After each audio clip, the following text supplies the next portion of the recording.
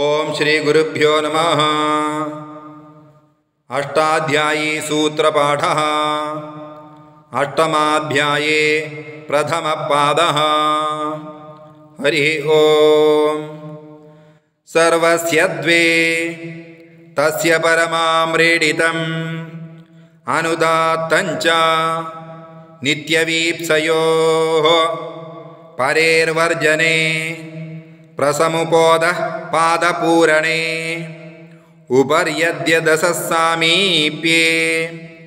वाक्यादेरामन्त्रितस्यासूया सम्मतिकोपकुत्सनभर्सनेषु एकं बहुव्रीहिवत्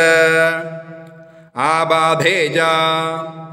कर्मधारयवदुत्तरेषु प्रकारे गुणवचनस्य अकृच्छ्रे प्रियसुखयोरन्यतरस्यां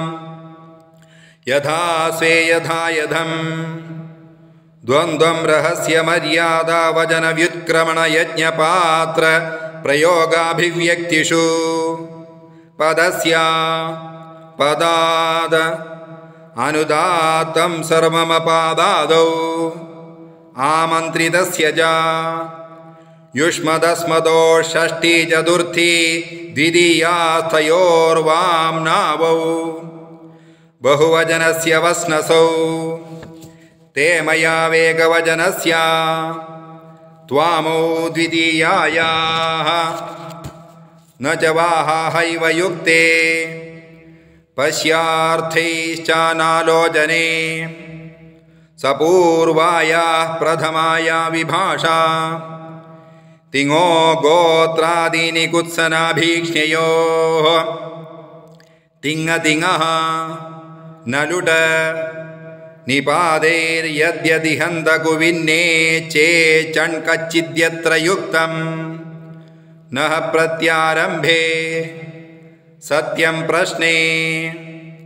अंगात् प्रातिलोम्ये हि च छन्दस्यनेकमपि साकाङ्क्षं यावद्यथाभ्यां पूजायां नानन्तरम् उपसर्गव्यपेतञ्च तु पश्यता हेः पूजायाम् अहो च शेषे विभाषा पुरा च परीप्सायां नन्वित्यनुज्ञैषणायां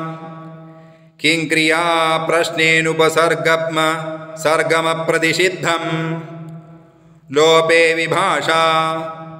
एहि मन्ये प्रहासे लृट जात्वपूर्वं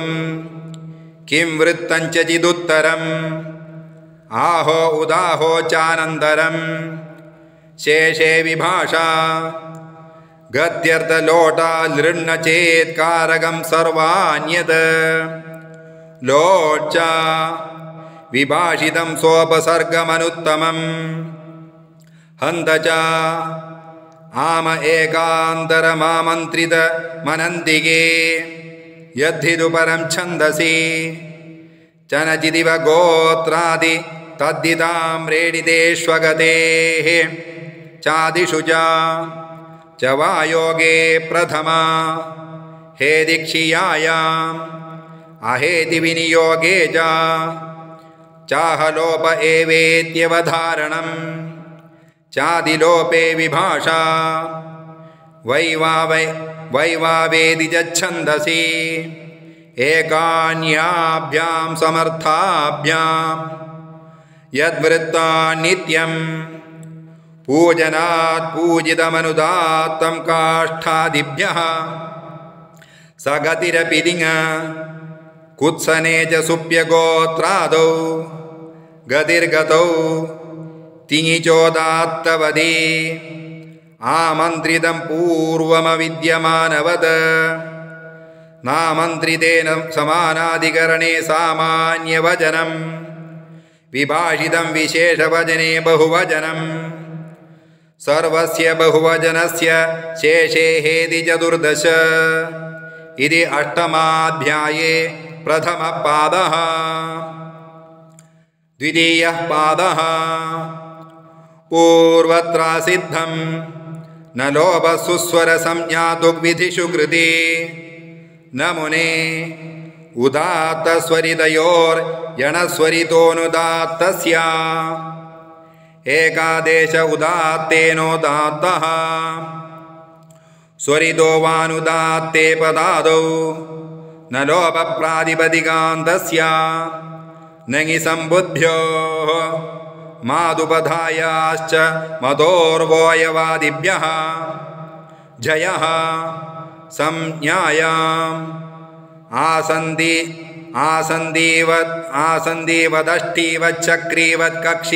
आसन्दीवदष्टीवच्चक्रीवत्कक्षीवद्द्रुमण्वच्चर्मण्वदी उदन्वादुदधौ च राजन्वान् सौराज्ये छन्दसीरः अनोनुट नाद्घस्य कृपोरोलः उपसर्गस्यायतौ ग्रोयङि अजिविभाषा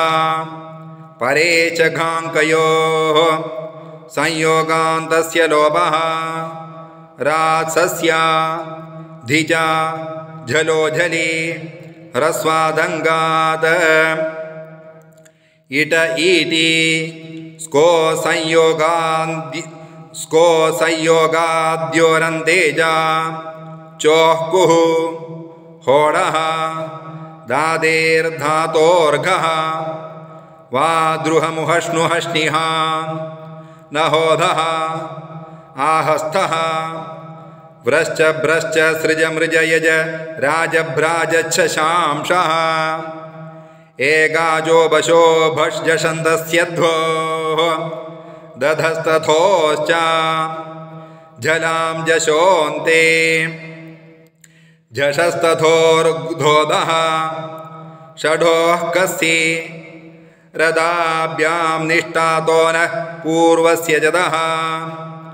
संयोगादेरादो धातोर्यन्वदः ल्वादिभ्यः ओदितश्च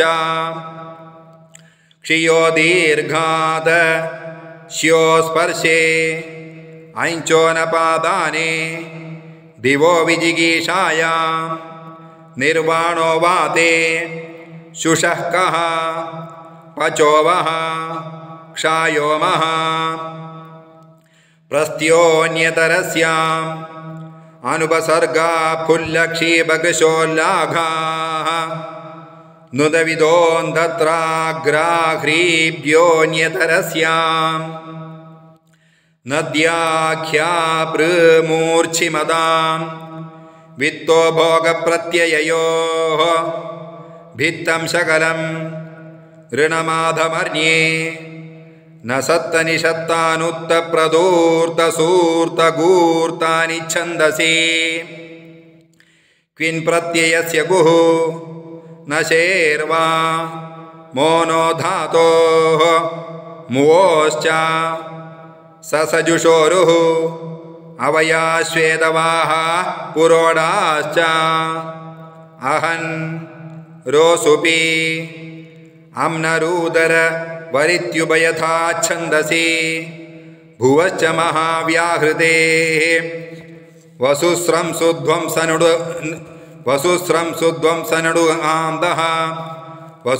सुध्वंसनडुहान्दः तिप्यनस्तेः सिपि धातोरुर्वा दश्च र्वोरुपधाया दीर्घ इकः हलि च उपाधायां च नवकुर्च्छुराम् अधसोसेर्दादुदोमः एत ईद् बहुवचने वाक्यस्य टेः पुळुद उदात्तः प्रत्यभिवादे शूद्रे दूराद्धूते च हैहे प्रयोगे हैहयोः गुरोरनृतोऽन्यन्त्यस्याप्येकैकस्य प्राजाम् ओमभ्यादाने ये यज्ञकर्मणि प्रणवष्टेः याज्यान्तः ब्रूहि प्रेष्य श्रौषड्वौषडावहानामादेः अग्नीत् प्रेषणे परस्य च विभाषा पृष्ठप्रतिवचनेः निगृह्यानुयोगे च आम्रेडिदं वर्त्सने अंगयुक्तं तिङाकाङ्क्षं विचार्यमाणानां पूर्वन्तु भाषायां प्रतिश्रवणे च अनुदात्तं प्रश्नान्ताभिपूजितयोः चिदिति चोपमार्ते प्रयुज्यमाने उपरि स्विदासीदिति च स्वरितमां रेडिते सूया सम्मतिकोपकुत्सनेषु शियासि प्रैषेषु तिङाकाङ्क्षम् अनन्त्यस्याभिप्रश्नाख्यानयोः पुरुदा वै च इदुतौ एचो प्रगृह्यस्या दूराद्धूते पूर्वस्यार्धस्यादुत्तरस्येदुतौ तयोर्वा वचि संहितायां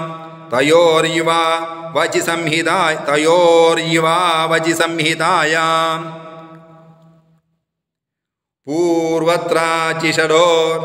न सत्तैत ईचिदित्यष्टौ इति अष्टमाध्याये द्वितीयः पादः।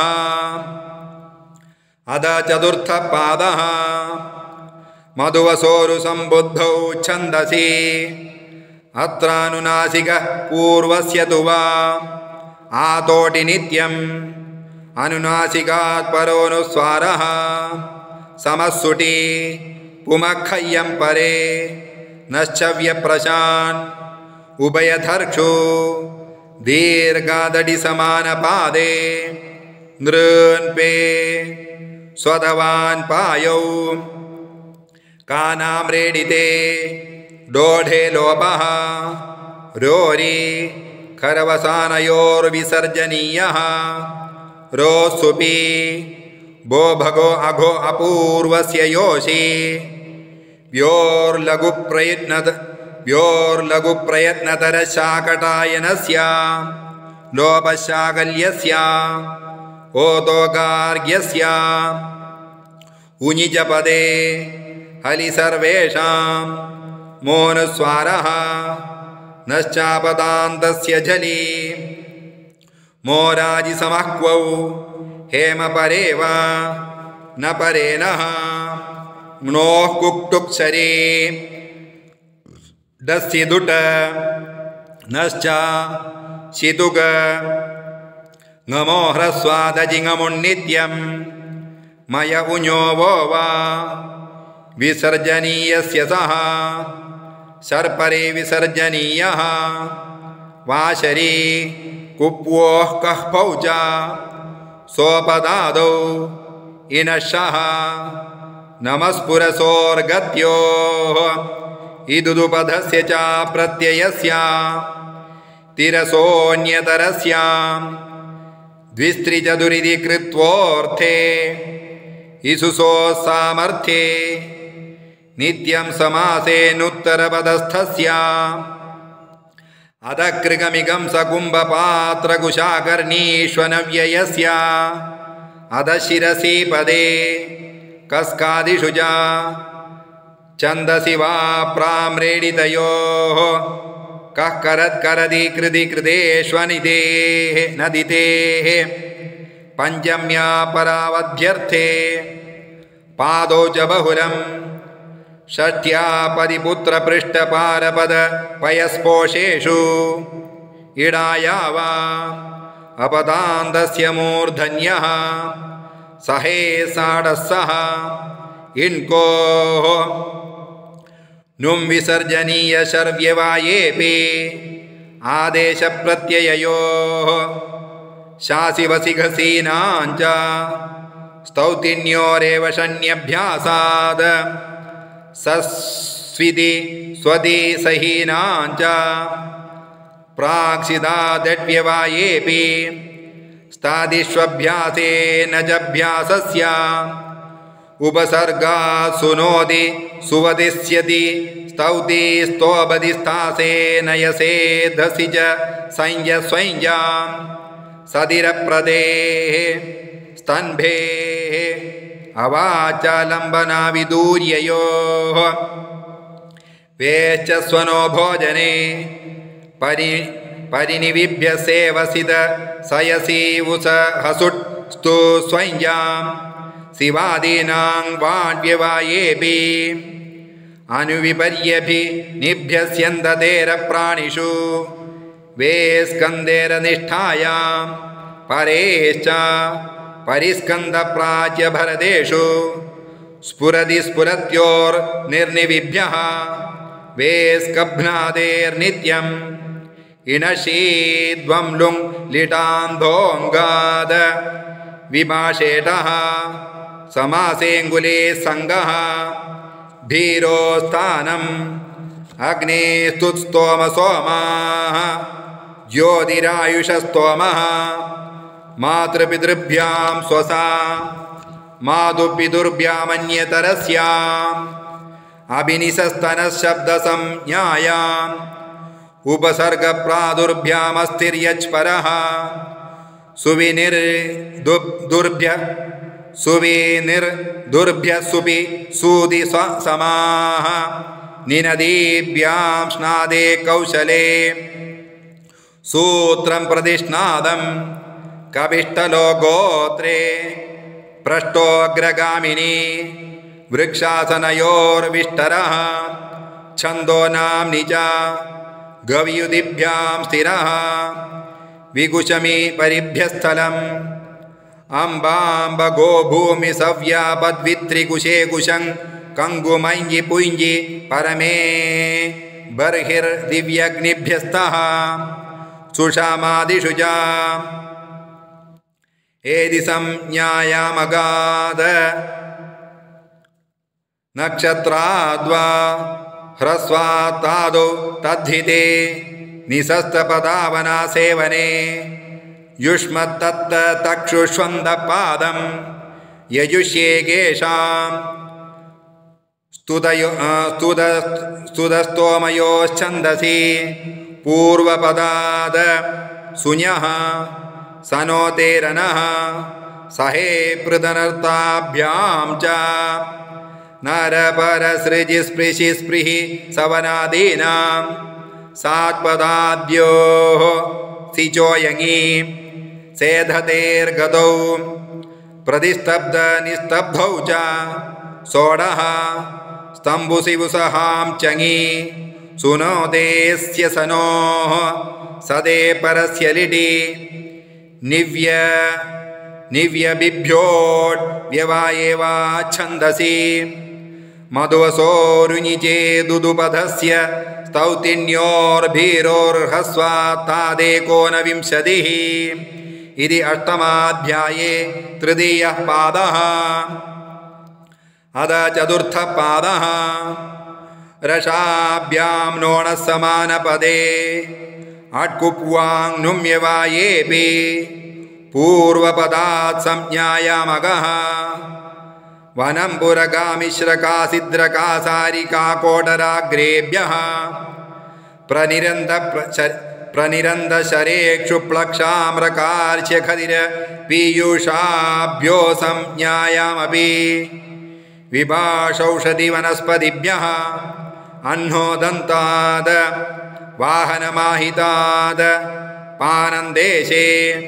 वाभावकरणयोः प्रातिपदिकान्तनुं विभक्तिषु च एकाजुत्तरपदेणः कुमति च